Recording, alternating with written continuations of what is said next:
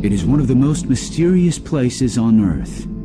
An entire sovereign nation surrounded by a single city.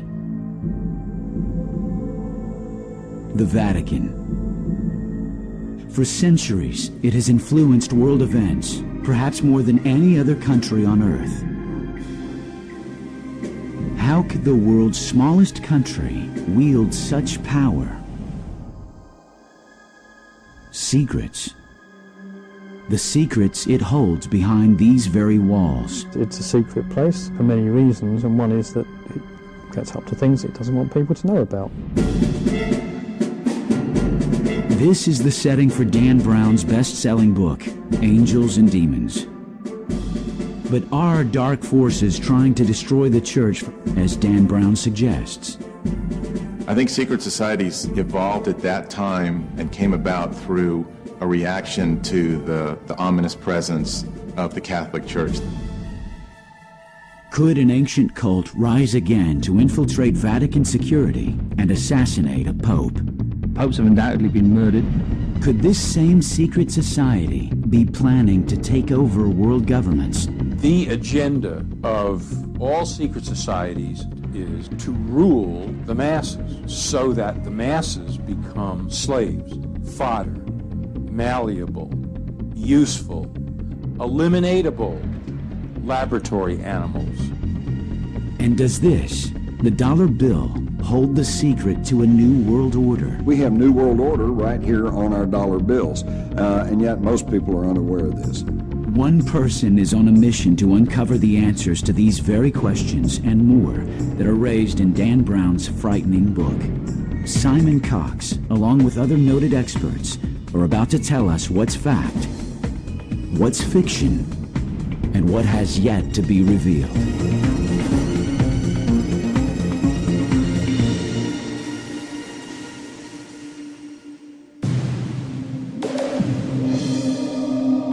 Rome, once the ruler of the Western world. Today, this nation-city is both the cultural nerve center of Italy and the setting of Dan Brown's best-selling novel, Angels and Demons. Rome is an amazing place. It's a city that is like none other than I've ever seen. It's a kind of revelation in the sense that at every turn there's something new. It's like a palimpsest, which is a manuscript in which something's been written, but it's been written over a pre-existing text that's been erased, which itself was written over a previous text that's been erased, so that it's layer upon layer, and it's that layering that is the city of Rome, endless and deep. You turn a corner, there's a modern building sitting on a Roman building, sitting on something earlier still, and at every corner, at every turn is a new discovery.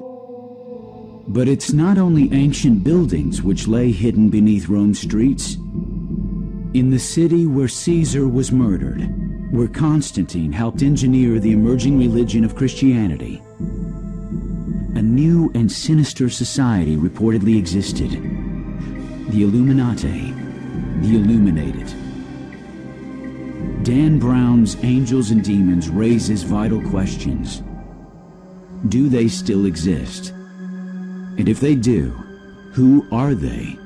Central theme within Angels and Demons is this idea of a secret society called the Illuminati. Did they really exist? If so, what period of history? Are they still around? These are questions that are really thrown at us from the book, and Dan Brown tries to answer them by saying, yes, they're a real secret society. They still exist today. They still exert influence and pressure, just as they did through history.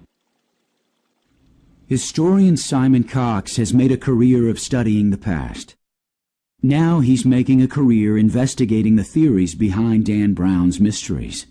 In his newest book, Illuminating Angels and Demons, Cox finds himself on the trail of the Illuminati, much like Dan Brown's hero, and for good reason. It's a book that deals with secret societies, with Christianity and its interaction through the ages with us as people, as man, and the idea that there may actually be some other hidden thread of knowledge, of illumination that runs through that.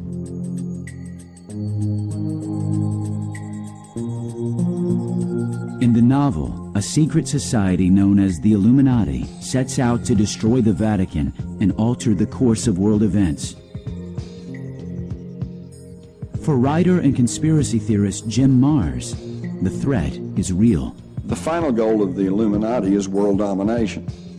They go into great detail as to how they're going to accomplish this. They want to educate the young and convert them to their way of thinking. They want to destroy faith and confidence not only in the political systems but in religion. Fact is slightly different really to the fiction that Dan Brown has brought forward in Angels and Demons, in so much as the Illuminati, through my research I found, did exist as a real society. In fact, there were several different versions of the Illuminati. You have Illuminati springing up in southern France, in Spain. A look through history books shows that over the centuries, several groups have taken on this name.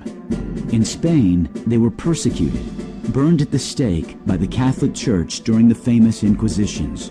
But the mystery doesn't stop there. They're disparate groups, they're not groups that are linked. And the word Illuminati, or illuminated ones, or ones who see the light, is actually, when you think about it, would be a pretty normal name for various groups who want to be enlightened. And so I think that as a coherent body of people, a coherent secret society that has lasted throughout history, stretching all the way back to Egyptian times and through to the modern era, I think it's a non-starter. I don't think you have evidence for that. However, we certainly have evidence that a group called the Illuminati, who may well have existed through to modern times, certainly started in the 1770s in Bavaria.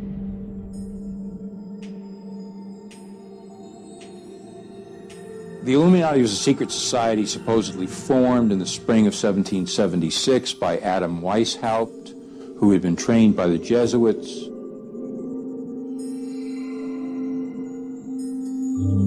Devin Jackson is an investigative journalist for some of the most important publications of today. He believes the name Weishaupt is no accident. Jackson suggests that the name was fictitious, part of a secret code used throughout Europe that was the beginning of a fight by elite members of science against church-sponsored governments. Even more, Jackson believes the Illuminati may have started long before Adam Weishaupt took on the name. The question raised, however, is why would such a battle even exist? The Illuminati came into existence around the time of Galileo because of having this need to explore further and questioning things. And it was in an age of science was burgeoning and kind of busting out, literally almost, out of the confines of the Catholic Church.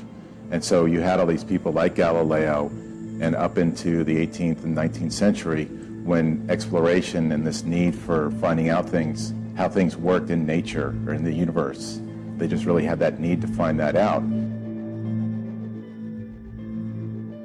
I think in earlier centuries the church probably was anti-science because they feared a conflict between their dogma and scientific knowledge. Did Dan Brown have it right? Could the Illuminati still exist? Could they be trying to destroy world governments? In his investigation, Simon Cox believes the beginning of that answer lies in the very title of Dan Brown's book.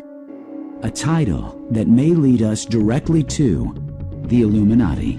The book Angels and Demons, I think, is titled so because what you have here in Dan Brown's estimation, I think, is the idea of the study of light and dark. And so you have this study in dualism.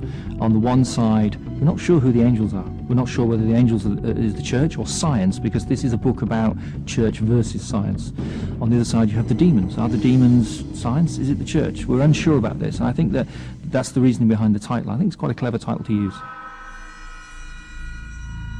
Angels and Demons is a great title. It does sum up very well the duality of the book and the theme of angels that runs through it in the Bernini statues that form the clues that run throughout the book. In Angels and Demons, the Illuminati gather in secret meeting places throughout ancient Rome. Each location anchors a surreptitious trail that Dan Brown calls the Path of Illumination. And each location is filled with Bernini's masterpieces, which allegedly hold clues to this subversive path, including his most famous work, The Ecstasy of St. Teresa. Her hand allegedly points towards this path of illumination. Surprisingly, it forms a nearly perfect cross within the city of Rome.